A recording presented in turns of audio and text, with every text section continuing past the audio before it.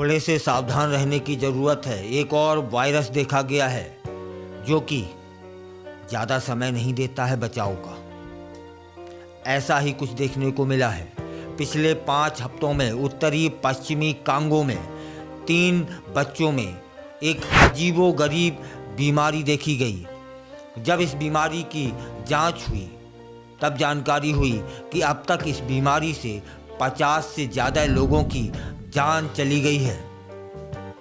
ज़्यादातर मामलों में बुखार, उल्टी और आंतरिक रक्त स्त्राव जैसे लक्षणों से यह शुरू होती है और मौत के बीच का जो अंतराल है वह मात्र 48 घंटे है। इस तरह ये वायरस इतना खतरनाक है कि बचाव का ज़्यादा समय नहीं देता। यदि तेज बुखार या इस तरह का अंदर से खून निकल आना है ना, इस तरह के लक्षण देखें तो तुरंत हॉस्पिटल, क्योंकि बचाव का समय नहीं है। ये मात्र 48 घंटे के अंदर अपना काम कर देता है। इसलिए बात चिंताजनक है। आपको यह भी जानकारी होनी चाहिए कि अब तक 53 लोगों की मौत हो चुकी है इस वायरस के चलते।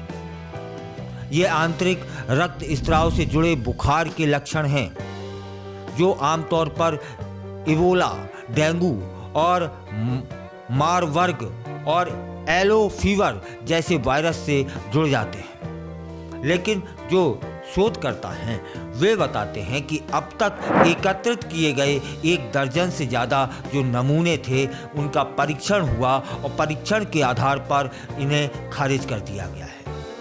डेमोक्रेटिक रिपब्लिक ऑफ कांगो में इस बीमारी के नए मामले 21 जनवरी को शुरू हो गए थे और जिनमें 419 नए मामले भी आ गए हैं और उनमें से 53 मरीजों की मौत हो चुकी है। बोलोको गांव में 3 बच्चों ने क्या हुआ था, वहां पर एक बोलोको गांव है जिसमें 3 बच्चों ने चमगादड़ खा लिया था। इस कारण यह वायरस फैल रहा है। विश्व स्वास्थ्य संगठन के अफ्रीका कार्यालय ने बताया है कि बोलोको गांव में 3 बच्चों ने चमगादड़ खाए थे और 48 घंटे के अंदर वे काल के गाल में समा गए। लंबे समय से यह चिंता है कि जंगली जानवरों को खाने वाली जगहों पर जानवरों से इंसान में बीमारियां फैल जाती हैं। WHO ने 2022 में बताया था कि पिछले 1 दशक में अफ्रीका में इस तरह के प्रकोपों की संख्या लगभग 60% से अधिक उनमें इजाफा हुआ है, वृद्धि हुई है।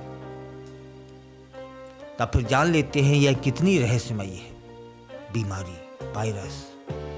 9 फरवरी को बोमेटे गांव में रहस्यमयी बीमारी का दूसरा प्रकोप शुरू होने के बाद 13 मामलों के नमूने कांगो की राजधानी किसासा में national institute for biomedical research में जांच के लिए भेज दिए गए थे।